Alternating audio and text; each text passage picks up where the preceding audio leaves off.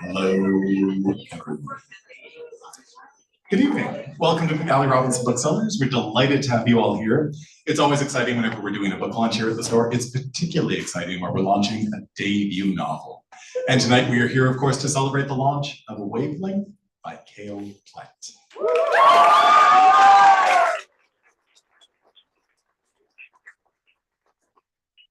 That is good, because it is a debut launch, so we need to be as loud as humanly possible throughout the evening. Before we begin, I would like to acknowledge that we are, of course, here in Treaty 1 territory. The land on which we gather is the traditional territory of the Anishinaabe, Niniwak, Anishinaabe, Dakota, and Dene peoples, and the homeland of the Red River Métis. In addition, of course, McNally Robinson Booksellers itself rests on the land once occupied by the Métis community of Roostertown. First of all, I'd like to thank all of you for being here, both in person and digitally.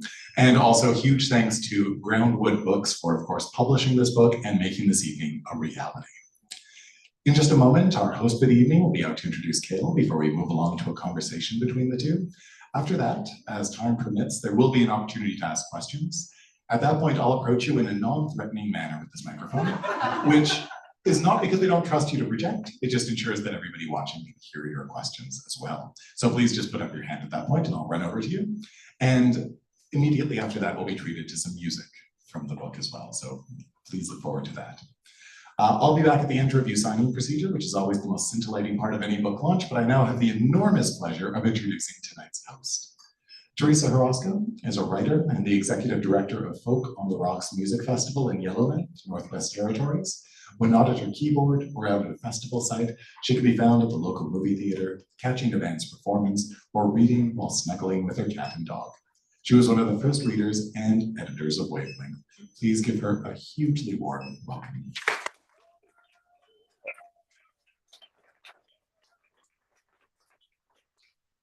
Hi everyone. How are we doing? Good? Yeah, a few thumbs ups, head nods.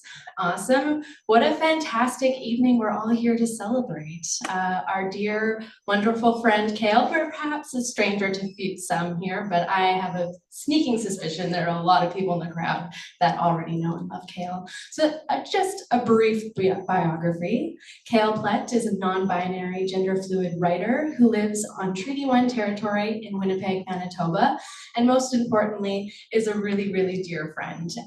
As John has already mentioned, I got to be one of the first people to read Wavelength in its infancy. I even pulled up the old Word document from my computer today. 2021 was when we first did that together, and now here it is. Look at the heft, look at the weight, look at this incredible cover. Before I natter on too much, I want to talk about a few more of Cale's wonderful accomplishments. Cale has many literary accomplishments, including their short fiction and poetry published across Canada in a variety of journals. They've attended the Emerging Writers Residency at the Banff Centre for Arts and Creativity, and they're a Lambda Literary Fellow. Their second novel, we're already on to number 2, will be forthcoming in May of 2026. So mark your calendars for the Sawmouth, that will be coming shortly. And so I'm not going to speak too much longer because we know what we're all here for, to see the wonderful Cale, a brilliant friend, my brilliant friend, read from their debut novel, Wavelength.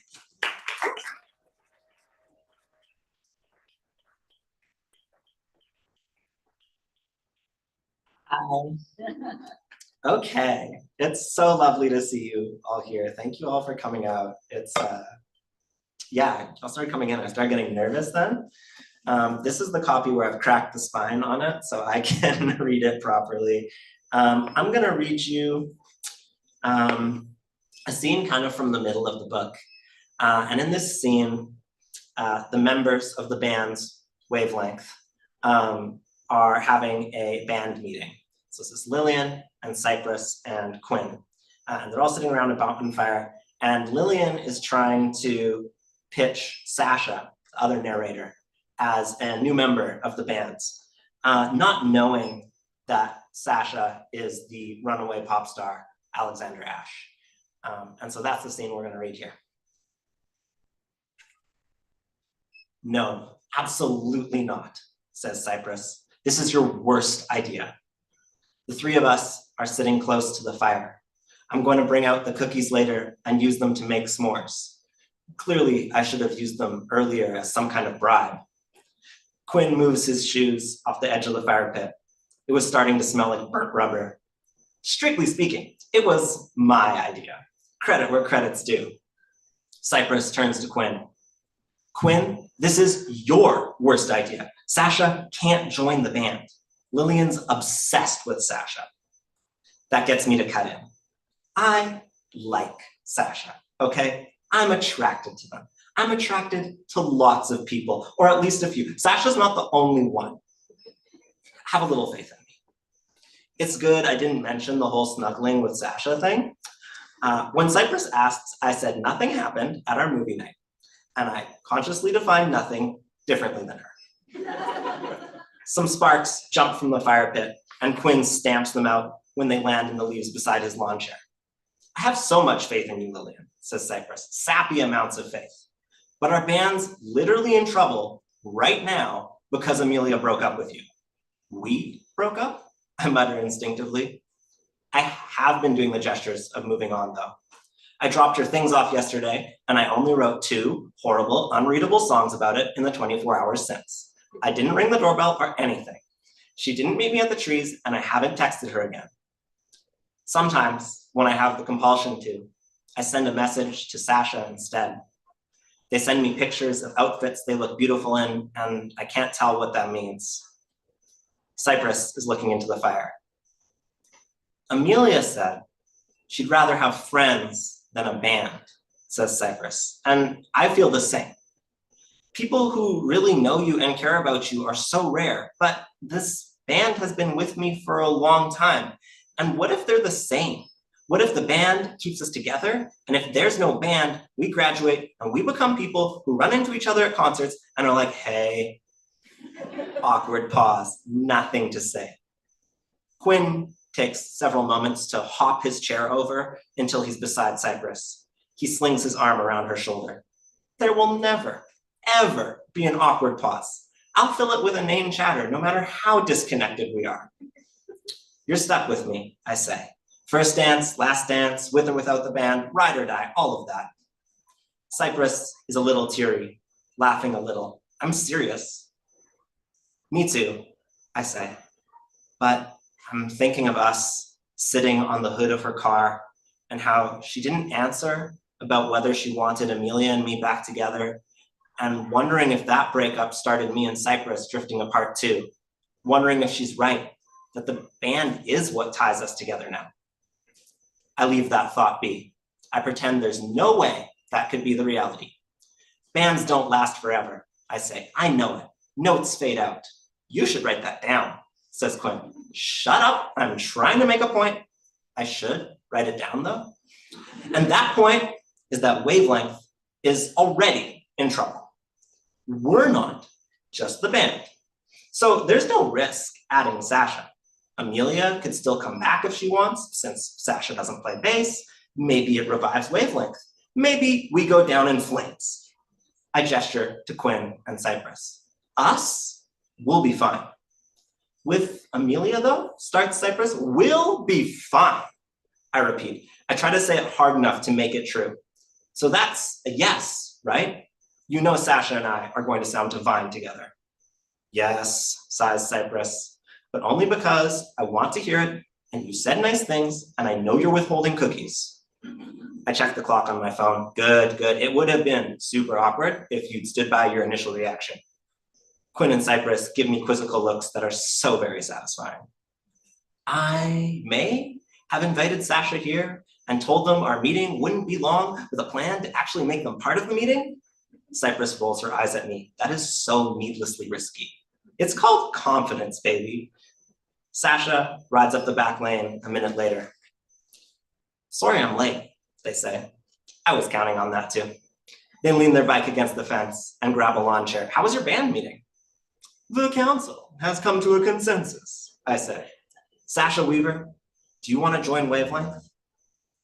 Chapter 47. This book is really short chapters also. We're not like at the end of the book, there's just like 100 chapters. Sasha.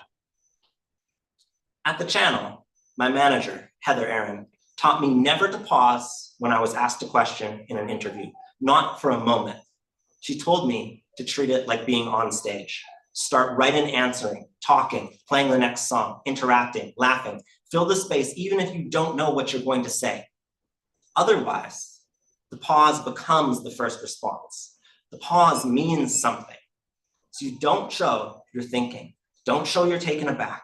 You don't let the energy drop. The immediacy will make people believe you're genuine. It will make you seem alive and engaged. You're fun, fun, fun. No one wants your consideration. No one cares what you have to consider. If you pause, the pause happens inside them too.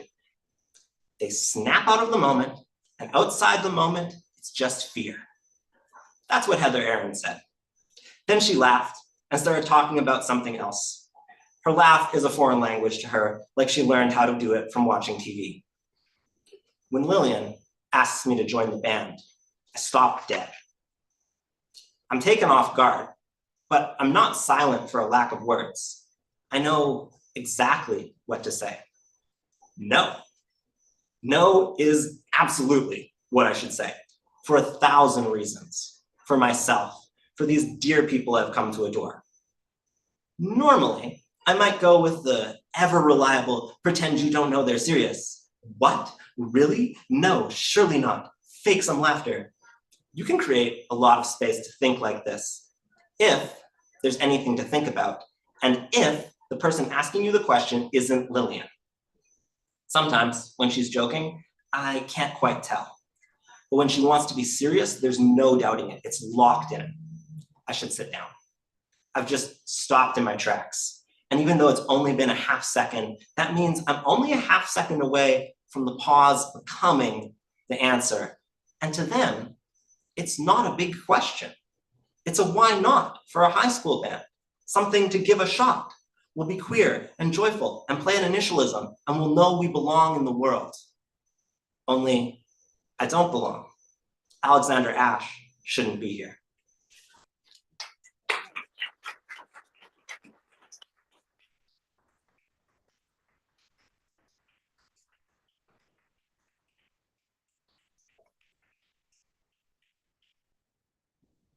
Thank you. Thank you. Cale, Hi. what a cool moment you're having. Look at how many people are here. I know. It's so cool. They're all smiling, they're all excited. I feel very differently than Heather Aaron about pauses after questions and taking a moment, so That's feel good. free. Yeah. I'm not like that. My instinct is absolutely to fill as much space as possible I all mean, times. if that's what you want to do, by all means, but also you can take those pregnant pauses, because I think that builds anticipation in an audience. It doesn't snap them back to fear. So wow, debut novel, debut published novel. How does it feel to be at your first launch ever? It feels good, doesn't it? Yeah, this feels great. It's what I've wanted to do since I was like 12. And it's the only thing I've ever really wanted to do. Like I've tried to want to do other stuff. I even like tried to study other stuff. And if I had, I wouldn't have met you. So we can be glad that didn't work at all. Yeah, we met in a writing class at the University of Winnipeg, and we have been reading each other's work and talking about each other's lives ever since. And I have to say that many a times you and I have chatted about my love life, and then I got to read Wavelength, and you do such a great job of encapsulating, I feel like, every feeling that you have in a young relationship of like, oh my God, why did I just say that? And oh my God, I'm so obsessively in love with this person, and also obsessively in love with myself being in love. And I really loved, there it is again, the way you wrote these characters and then their relationship dynamic, and it for me, created such a place and memory that I could go back to in my youth. And I was curious to how you did that. Did you have some inspiration, or what helped you get into the depth of their relationships? Okay, that's a big question. So I think for me, one of the very first questions in this book was, I feel like I've read a lot of romance books where the answer to why do these people love each other is that because they're both hot. And that feels, it didn't feel like it had the depth that I wanted it to for this book.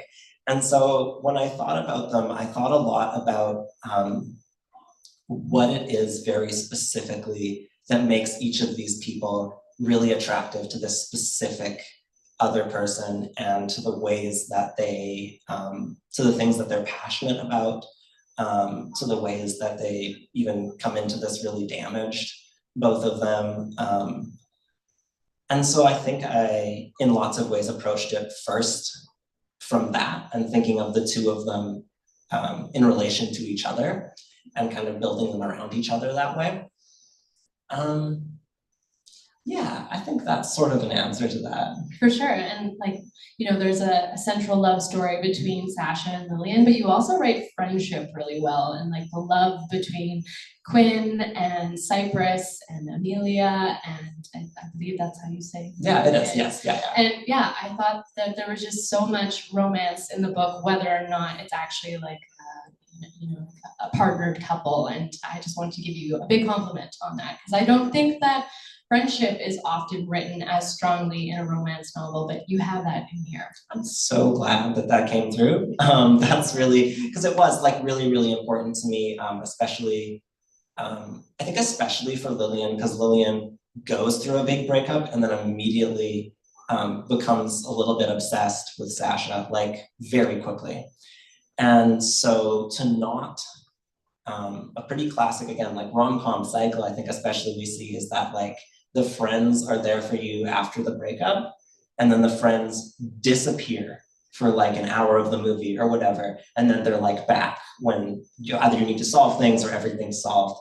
And I really wanted them to be there all along the way, to have to sit in the complexity of having a breakup where there wasn't like a bad guy, which is really in some ways more complicated. It was more complicated to write, and to have those feel like they were as high of a priority in the book and as high of a priority to the characters. And I think even in the part I read, Cypress talks about that and Amelia talks about that.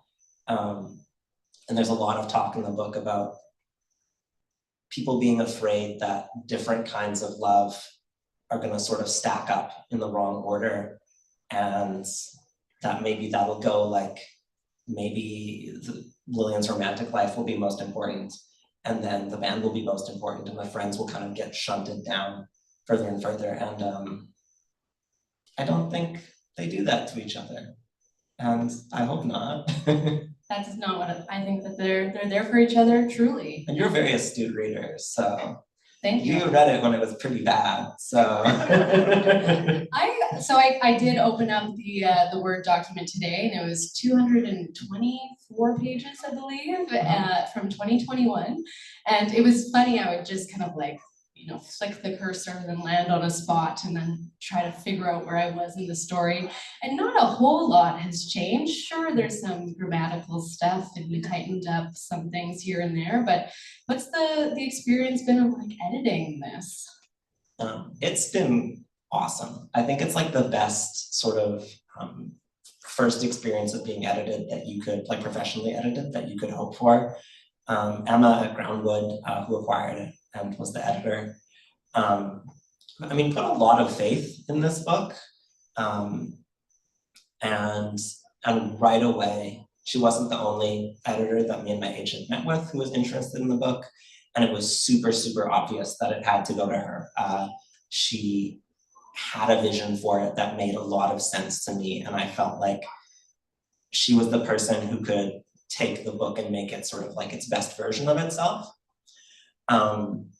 And that was exactly like the experience. I think a lot of it was the experience of things that I had literally been stuck on for years, and her solving them in like single comments, or maybe like 40% of the time being like, do we need this? I'd be like, I've been reworking this line since 2021, and I just like take it out. She did a really beautiful job, I think, sort of editing with a lot of finesse and approaching the book as something that we didn't want to blow up, but we wanted to sort of remove some pieces and put them back in other places and cut some words so we can buy some words to add some other stuff in and things like that. It feels a little bit like studying writing like on steroids. Like it's very intense, honestly. That's so cool though that you got somebody to champion your work and to help, bring it to being a physical book object and not just a Word document anymore.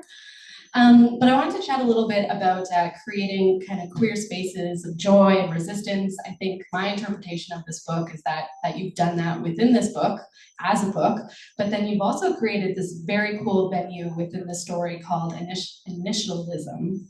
And for those who haven't read it, it's this music venue that's kind of very important to the story. And when you read it, you're going to be like, oh my goodness, I wish this place actually existed. So I just wanted to know if you could chat a little bit more about kind of your creation of these spaces of joy and resistance, both the book and this fictional bar. Yeah, totally.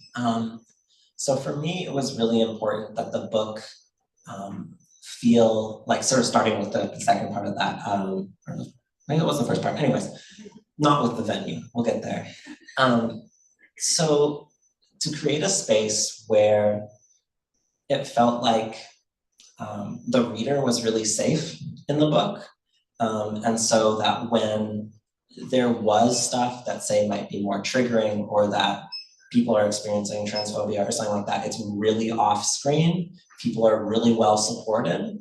I think the focus is a lot less on the people who are shitty and a lot more on the fact that there is support for people, and that this isn't their ordinary spaces in their lives. And I wasn't very concerned about realism in that regard in the book. It's a runaway pop star romance. If you're too concerned about realism, you've like really lost the plot. And so a big part of that was that they would have spaces where they could be I would say like very experimental and really like play around as young people where they were safe. And that those could be like these music spaces for them. And so Initialism is sort of the example of it in this book. It sits in a similar plot function to like the Bronze in Buffy, where you're like, why are they all allowed to be there? And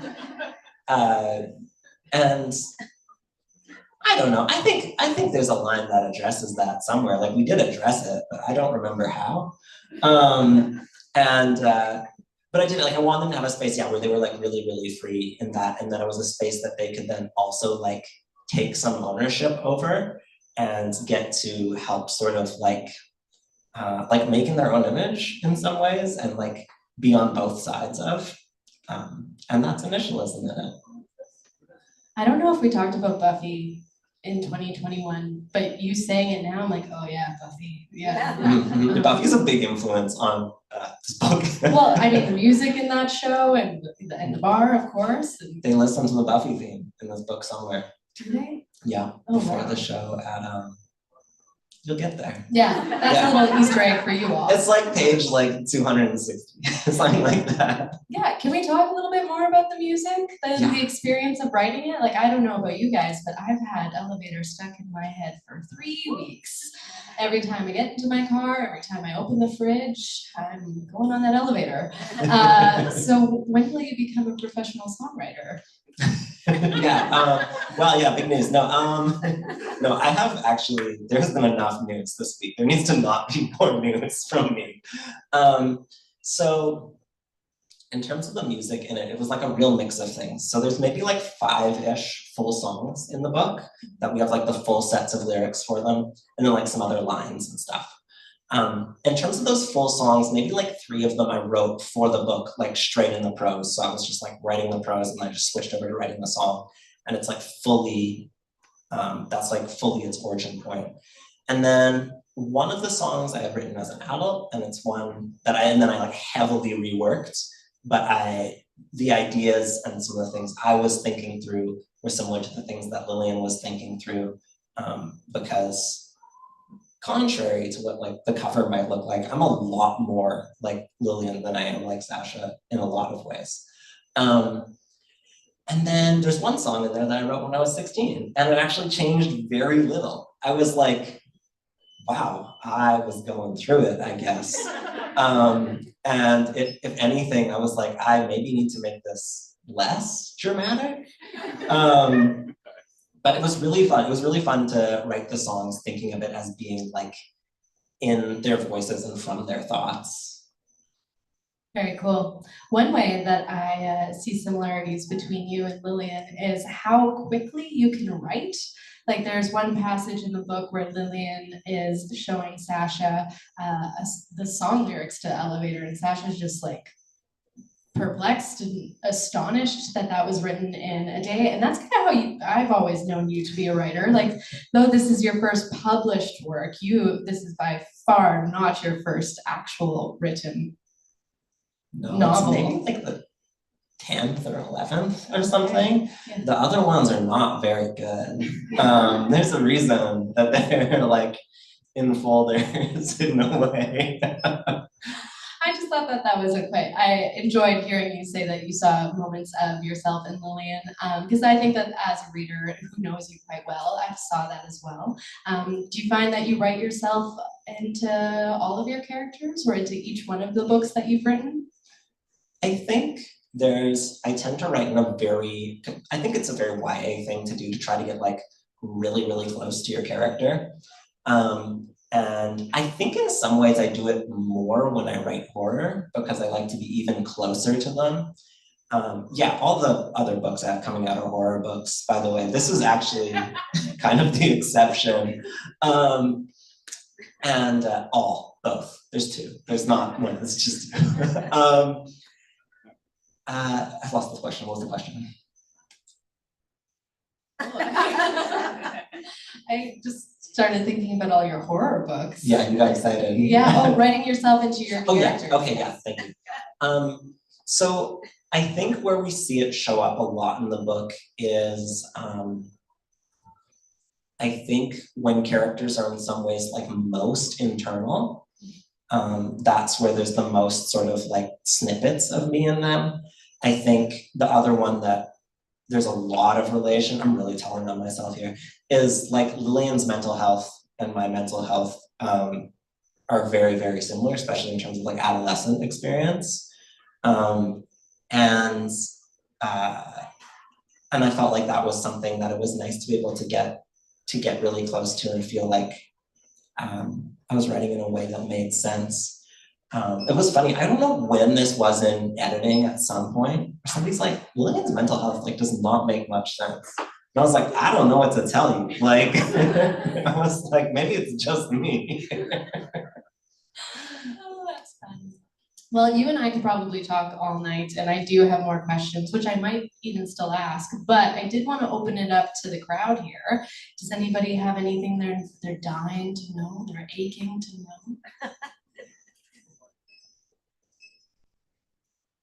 See a good pregnant pause. Yeah, did a strange fear happen with you? No, you're good.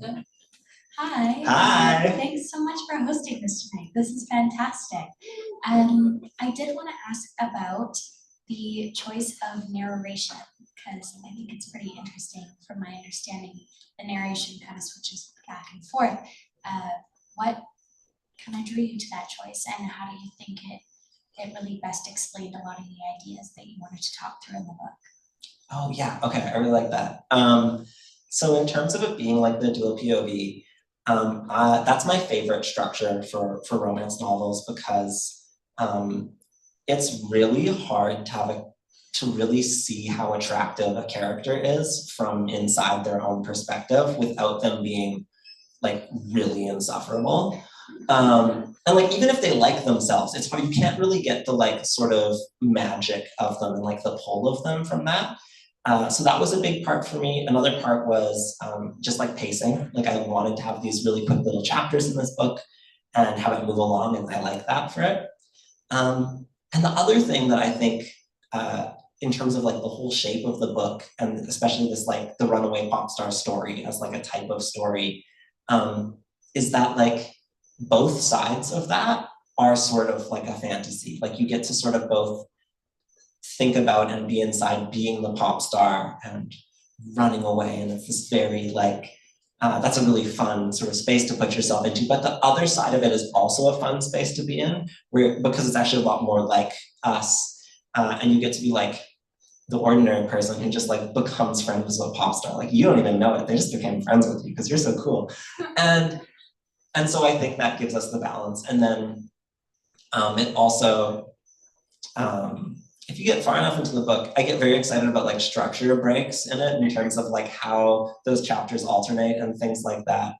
But I can't tell you more about that without really getting into the end of the book. So yeah, thank you. It's good to keep some secrets. I've heard that. Looks like there's another question coming your way. Cale, you mentioned writing your next 2 books in the horror genre. So I'm wondering if you can talk to us a little bit about writing across genres, the differences and similarities between writing YA contemporary romance and YA horror. Okay, yeah. That's a good question, Victoria. I didn't even plan that. Not at all. No. So to me, they're actually not that different. And I think, yeah, don't know what that says about how I approach both these things. But so to me, when I think of monstrosity, I thought of the main villain in this book in terms of monstrosity. I thought of her in terms of being a disruptive force and a certain type of like unsettling force that challenges something that has been, that is sort of good and held in place in a fragile way. And I think that's like a very common situation for monsters, is that they come in and they're very disruptive. So like, there's like a way where I think Heather Aaron and the Sawmouth like are the same monster. Heather Aaron doesn't tend to like kill people horrifically. That doesn't, you know. But I think, and then I think too, a lot of the things that set the stakes in those spaces are the same for me across genres. I really hate horror books where I don't care about the people. It makes me mad, and I don't care what happens to them. And then I kind of like, I'm suddenly cheering for the monster. And so when I write horror, it's really, really important to me that there remains this type of like tenderness between the characters, and that community is really important, and that friendships and love are really important, because I think that sets the stakes really high, and it makes us perhaps, you know, dislike the monster, not just the cool monster, which is sort of like my first reaction when horror. Maybe while John goes to your next question, you can tell us about what the Sawmouth is and maybe what else you're working on. I thought I'd save it to the end, but we've been talking about horror, now feels good. Yeah, for sure. Okay. So the Sawmouth, I'm actually really not good at pitching, and I came across this the other day. The Sawmouth is a horror book that happens in this world where the souls inside of machines, the very, very fragmented, messed up souls inside machines that have sort of been spliced together, wake up. And they don't take that super well. And most of them sort of explode and things like that. But we have, and so we exist a while after this occurrence. It's not a dystopian book. It's more just a book with a lot of landlines. It's sort of a technologically regressed world. And the book deals with a soul that has gotten away from one of these machines and has followed our main character all through the woods and the lake country and seems to have some very, very particular interest and obsession with them. So that's the Saw month. And then, as I got to announce today, I have a book coming out in 2027, so what year is it? Called Stranglehold. And Stranglehold is a book about anxiety.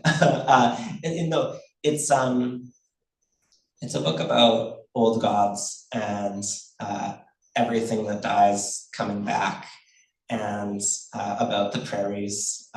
It happens like very, very rural, very, very winter. And it's about people coming back wrong. I haven't written it yet. So that's what I gotta tell you. Yeah, so I have a lot to do after this.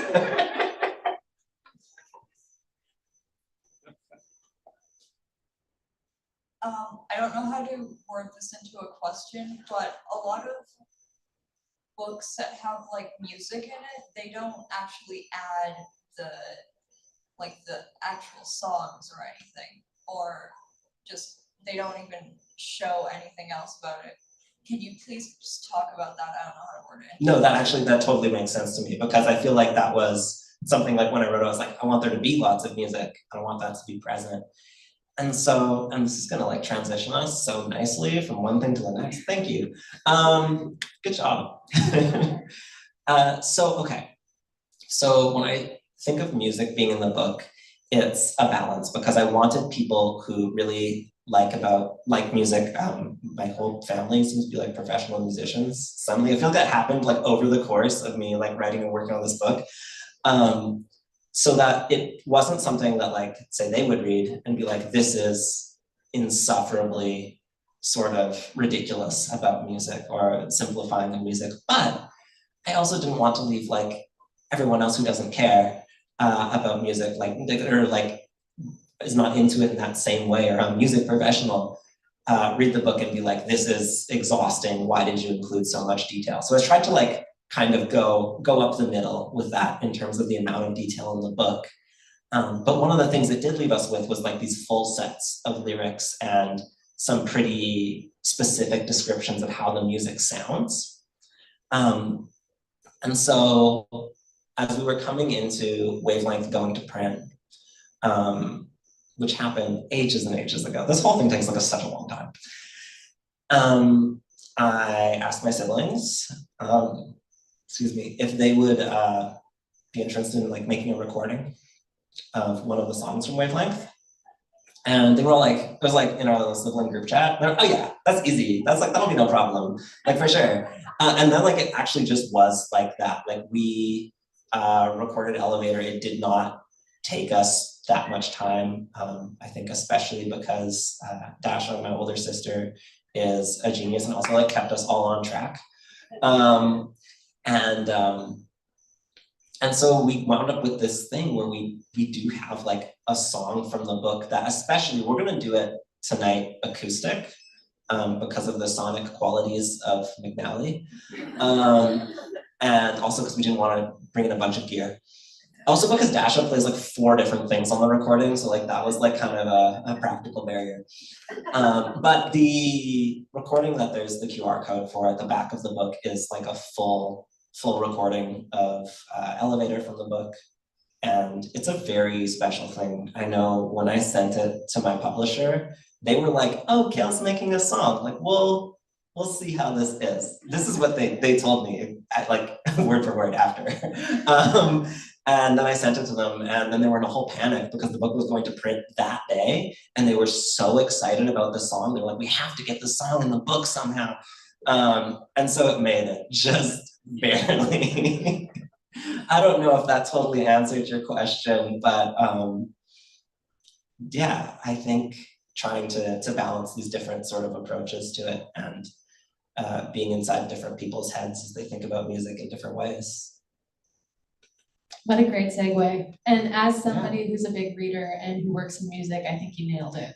So Thank goodness. Yeah. That's good. I mean, you helped, like you did edit this book at one point. I Yes. just, caught a few spelling mistakes. moved Teresa the period did a around. fair bit. There's a thank you there. Yeah. You'll- Thank you so much for having me during Thank you, your Teresa. inaugural, your first launch. I can't wait to be at the second and the third. But before we get to all that, I can't wait to hear yourself, Taya, and Jasmine perform Elevator and perhaps another tune as well. Yes, well, it's not new, it's in the book, but never performed, never recorded. Debut performance. What do you call debut performance of a song?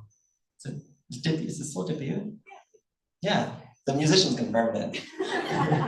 All right, thank you, Teresa. Thank you.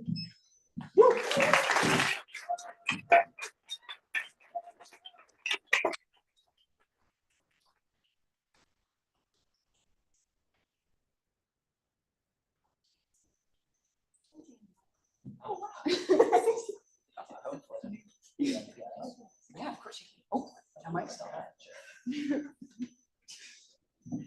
I'm gonna turn this. Oh, never mind. So we're gonna play, Elevator, which is the one they've been recording of first here. I don't actually need that. What I need is my book. yeah, that's you on need the your- side. Oh, yes. Really messed up one.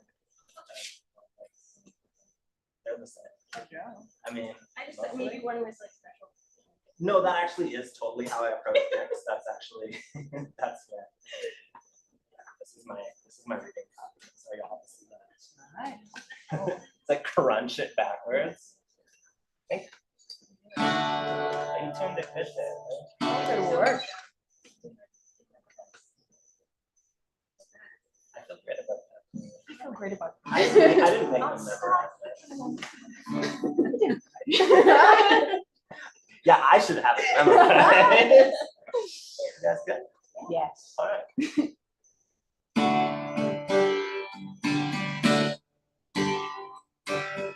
In the shadow where everyone's full, where the concrete pools a cold cigarette. That's part of me. I have the feeling when the elevator starts moving me around. Bottoms drop down, makes me feel dry. For the way down.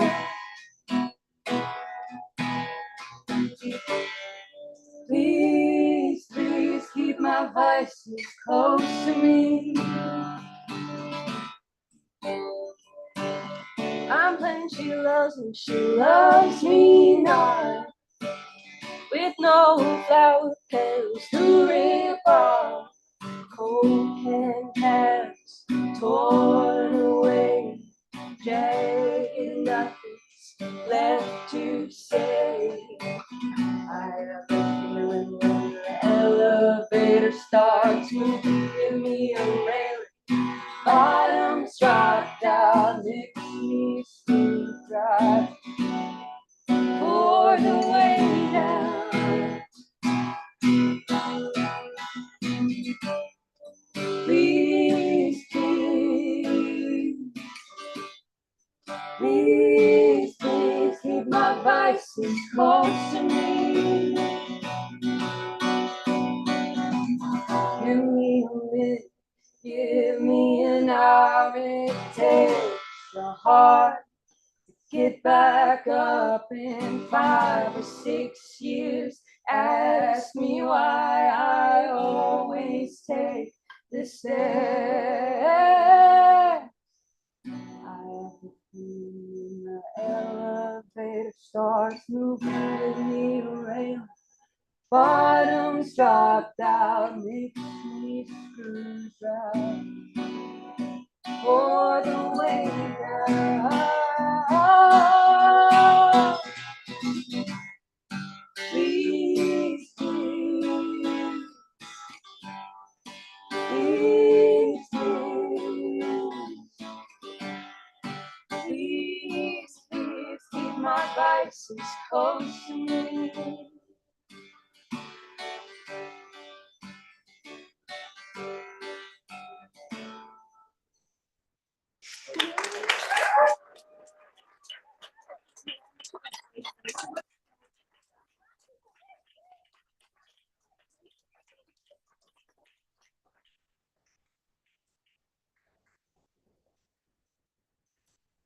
Now we're gonna go so far. I'm sorry, seriously, keep on watching. It's because they give me a bunch of them. So one of them gets to be. Is this the one you wrote when you were 16? No. That's a secret. I wonder if I feel like people are gonna know.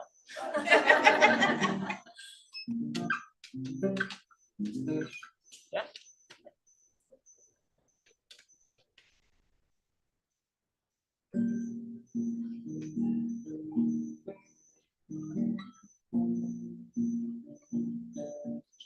Yeah.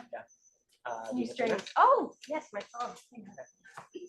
I know, yeah. We put new strings on the guitar so it'd be loud enough for the space, but this is the flip side. These are things that you can, if you're all about, you read Wavelength. Actually, those are the kinds of details that aren't in Wavelength because they're boring. Oh, it's gonna start at this one. Wow. This is great. I can also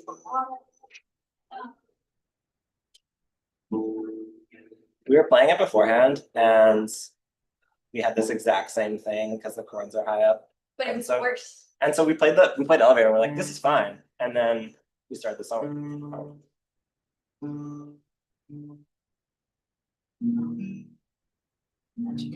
Yeah, that's so much better.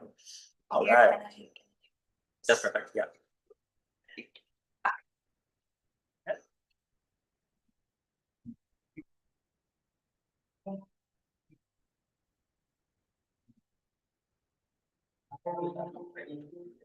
Makes it authentic.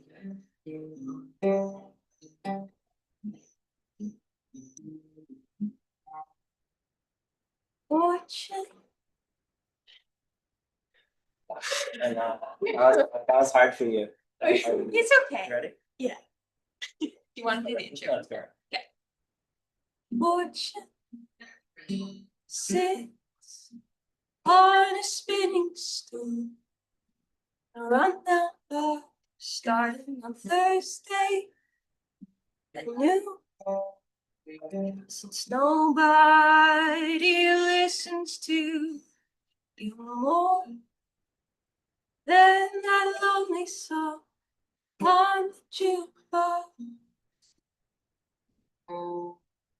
Unless you're alone, some party boy turns it off and says, here's one for the lovers and the lovers to be.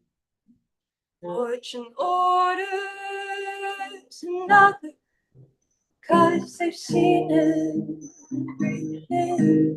They've seen heartbreak and healing drinks side by side.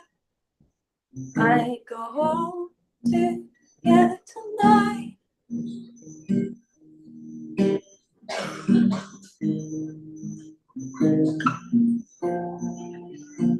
Fortune wishes them well, whatever that is. Some night you're lucky just to get out.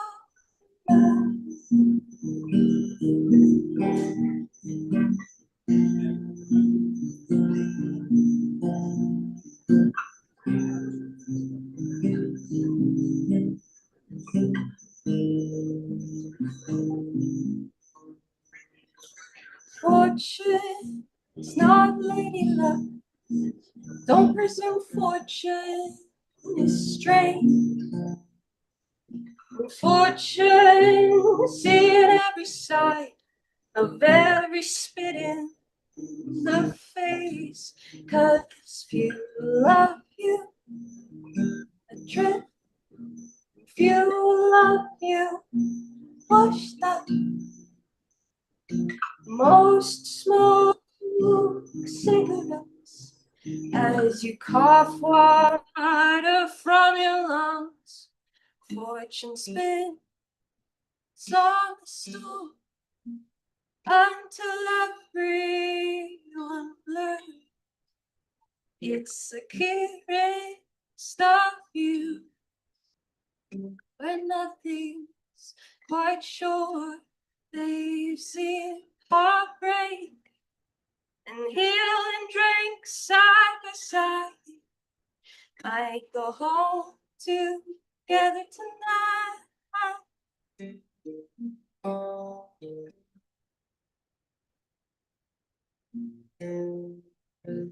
Fortune wishes them whatever that is.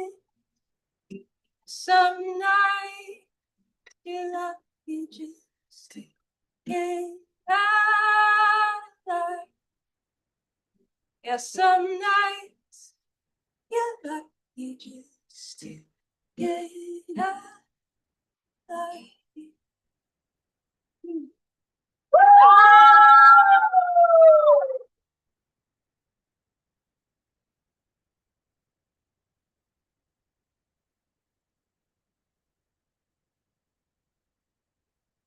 Coming, everybody.